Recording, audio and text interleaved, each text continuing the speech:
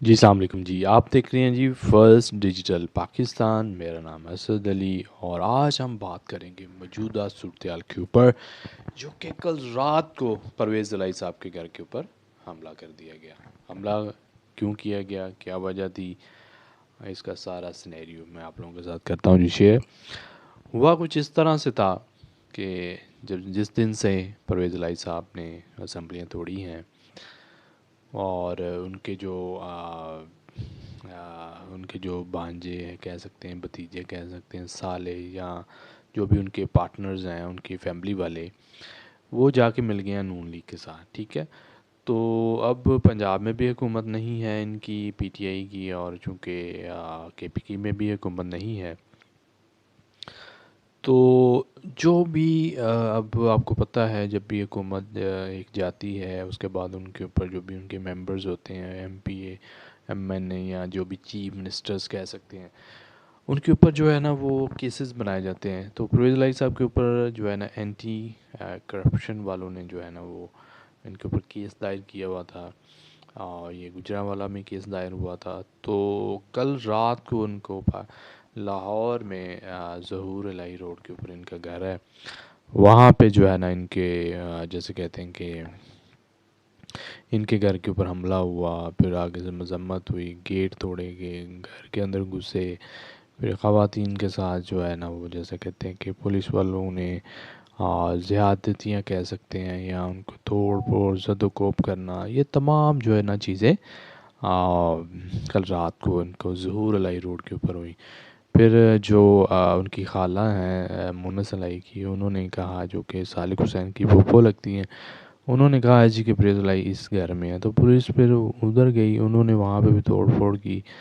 جو سالک جو وزیر ہیں، وفاقی وزیر، ان کے ہاتھ زخمی ہوئے، انہوں نے ٹویٹ بھی کیا کہ پولیس نے جو کیا وہ تو کیا، لیکن اپنوں نے بھی کچھ جیسے کہتے ہیں خیر خواہی نہیں ظاہر کی، کچھ اپنوں نے بھی زخم دیے، اپنوں نے بھی کچھ اچھا نہیں کیا، ٹھیک ہے۔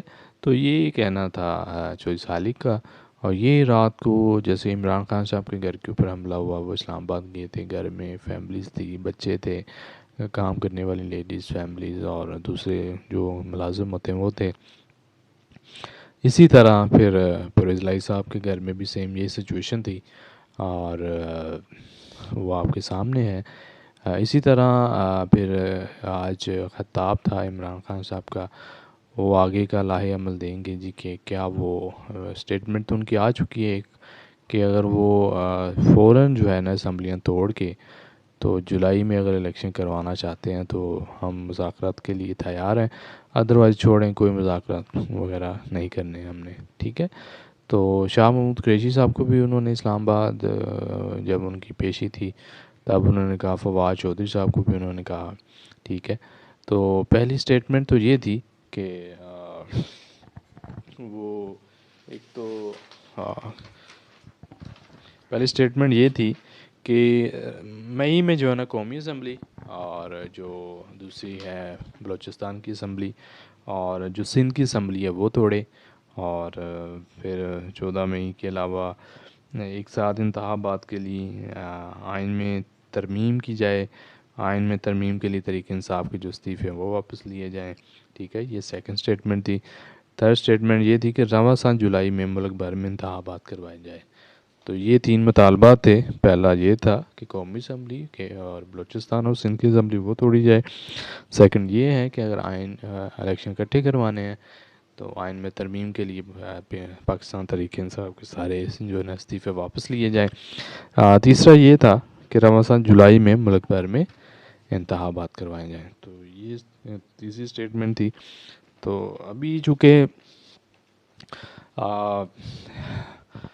آج جو ایبٹ آباد میں وہ کاکول اکیڈمی ہے، وہاں پہ آرمی چیف نے جو ہے نا وہ بات کی کہ جو طاقت کا محور ہے وہ عوام ہے، اور جو فوج کی جو آئینی ذمہ داریاں وہ یہ ہیں کہ ایکسٹرنل اور انٹرنل عوام کی حفاظت کرنا، ملک کی حفاظت کرنا، ٹھیک ہے۔ انہوں نے اور بھی باتیں کی جو کہ ایکسٹرنل افیئر تھیں، جو کہ اور بھی ریجنل اور پاکستان کی جو موجودہ صورتحال ہے، اسٹیبلش میں جو آرمی کے اپنی چیزیں ہوتی ہیں اور ملک کے دفاع کی چیزیں ہوتی ہیں، وہ بھی انہوں نے ڈسکس کی. لیکن انہوں نے ساتھ یہ بھی کہا کہ جو آپ لوگ ہیں سوری جو طاقت کا محور ہے وہ عوام ہے. تو اسی طرح پھر انہوں نے قومی سلامتی کی جو کمیٹی کی جو اجلاس ہوا تھا، اس میں بھی انہوں نے یہ کہا تھا کہ جو سرچشمہ ہے، جو عوام، جو طاقت کا محور ہے وہ عوام ہے. تو اسی طرح پاک آرمی کے جو سربراہ ہیں عاصم منیر صاحب، انہوں نے یہ کہا ہے. تو ابھی ایک اور افواہ پھیلی ہوئی ہے کہ جو سبطین صاحب ہیں اور جو کہ اسپیکر پنجاب اسمبلی ہیں تھے، ان کے بارے میں یہ کہا جا رہا ہے، اور کے پی کی کے جو اسپیکر ہیں، کہ وہ ایک پٹیشن تیار کر رہے ہیں کہ اگر کوئی الیکشن نہیں ہوتے یا کوئی مذاکرات کامیاب ہو جاتے ہیں تو وہ ایک پٹیشن دائر کریں گے جی کہ ان کی جو اسمبلیاں ہیں پنجاب کی اور کے پی کی وہ دوبارہ سے بحال کر دی جائے. تو یہ ابھی تک کی صورتحال تھی. ابھی نیکسٹ جو کوئی بھی خبر یا کوئی بھی لاہ عمل یا کوئی ایسی چیز آتی ہے تو وی ول اپڈیٹ یو انشاءاللہ. جب تک مجھے اجازت دیجیے. اللہ حافظ.